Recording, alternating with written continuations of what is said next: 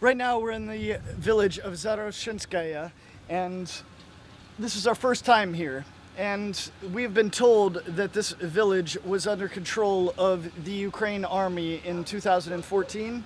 And this is just one of the many stops that we're taking to investigate the crash of MH17. So we're going to have a talk with the locals here and see what they have to say about the situation here, how's life here, and how the life was in 2014.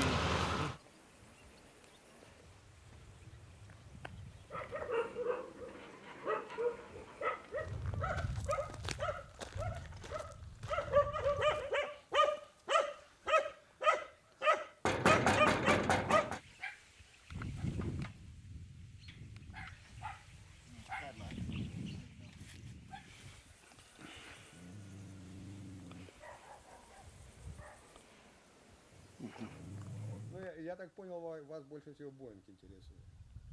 Евгений. Просто Евгений, да? Да, достаточно этого. How is life here in the last year since the war began? Как здесь жизнь проходит в последние годы с начала войны? С начала войны или после войны? Ну, сначала. Ну, с начала войны, пока шло все вот это, было в районе Шахтерска были боевые действия, было трудно, конечно. Были перебои с хлебом, неделю не было света, потому что были повреждены электролинии.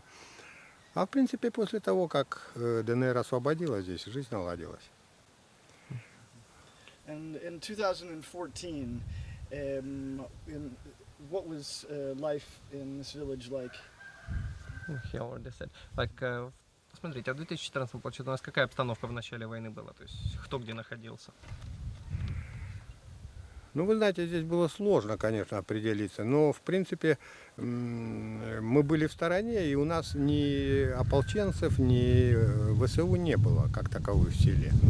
Но последние позиции были зафиксированы. Я знаю, что ВСУ уходила со стороны Шахтерского, там по объездной дороге, уходила в сторону Мариуполя по этой трассе, в сторону Иловайска.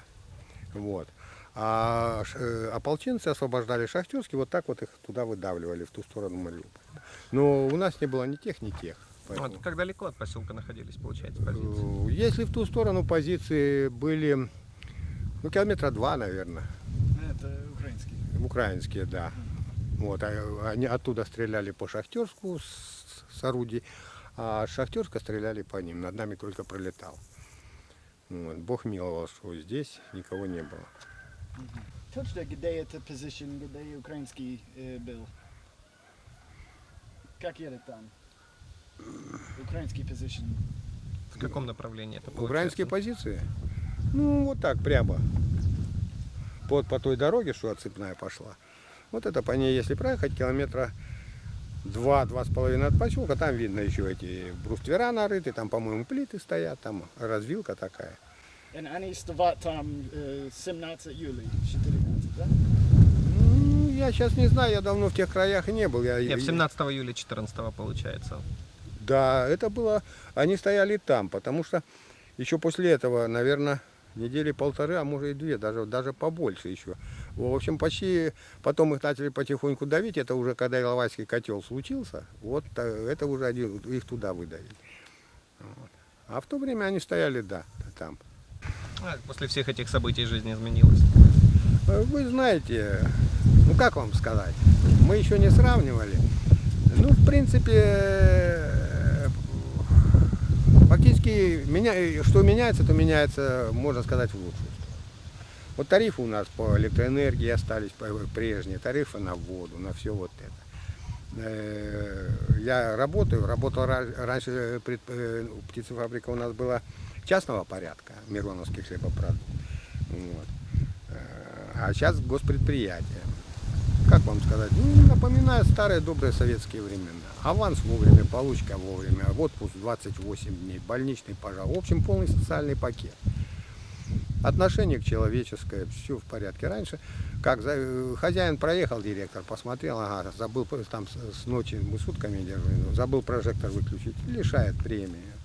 Сейчас строго, конечно, но тем не менее, я же говорю, напоминает старые добрые времена. Вот. По ценам нормально все. Детские садики работают, школы работают, питание в детских садиках бесплатное, я знаю, вот у нас внучки вот наших друзей ходят. В школе знаю, что, по-моему, до 4 класса питание бесплатное.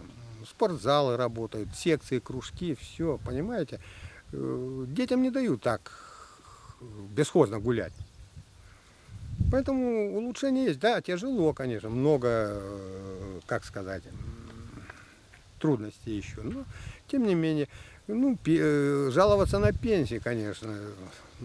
Если пенсионный фонд только создан, его пополнять надо. Запускают предприятие потихонечку, будет пополнение фонда. И тем не менее, у нас уже 2 раза повышение было.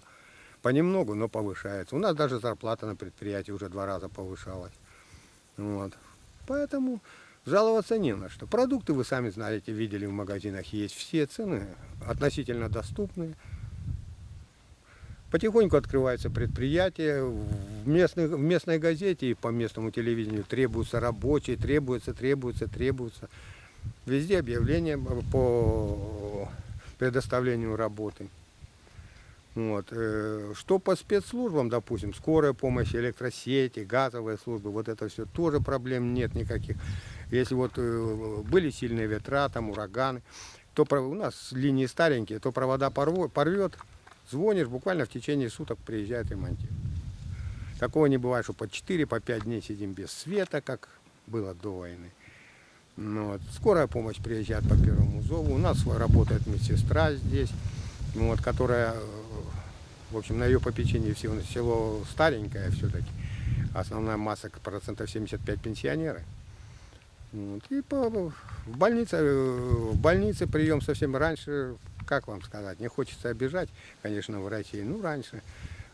Да не только в больнице, везде надо было деньги, тормозки. А сейчас порядка стало больше.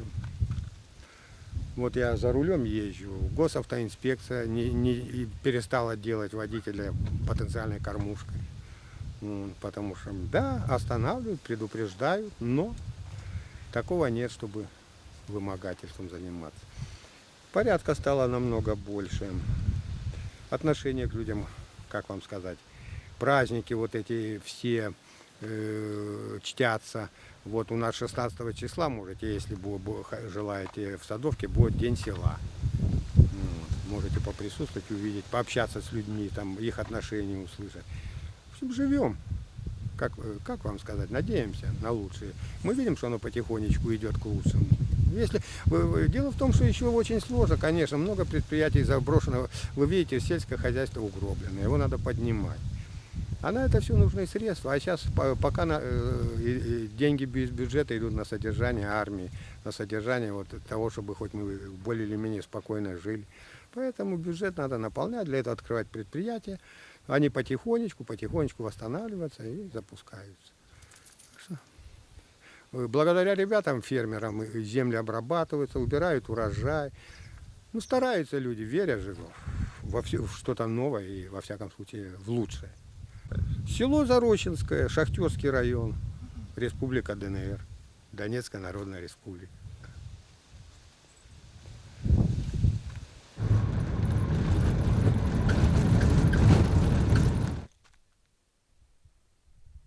We've moved on. We followed the directions of Yevgeny from Zaroshinskaya to this location.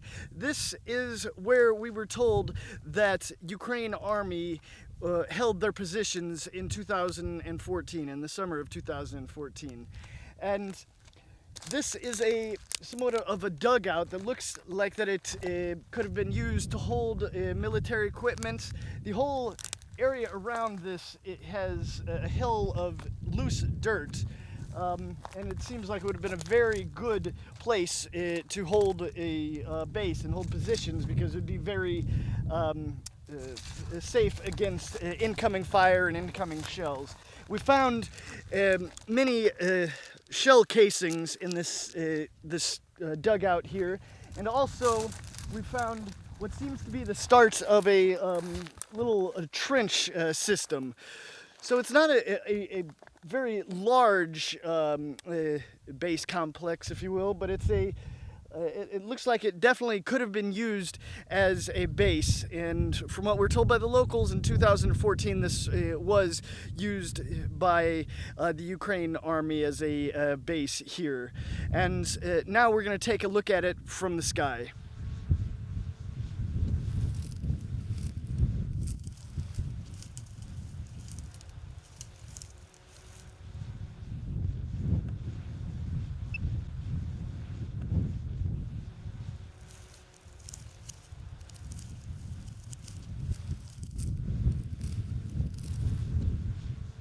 This has been a day in Zaroshenskaya. We've talked to the locals. We've tried to find as many facts here on the ground as we can. As normal, if you like this video, please click like, subscribe to my channel, and I would definitely appreciate any comments that you would like to make in the comment section below. Tell me what you think about the facts that I've brought to light here, and just give me your opinions overall of what you think about my work and maybe what else you'd like to see. Thank you.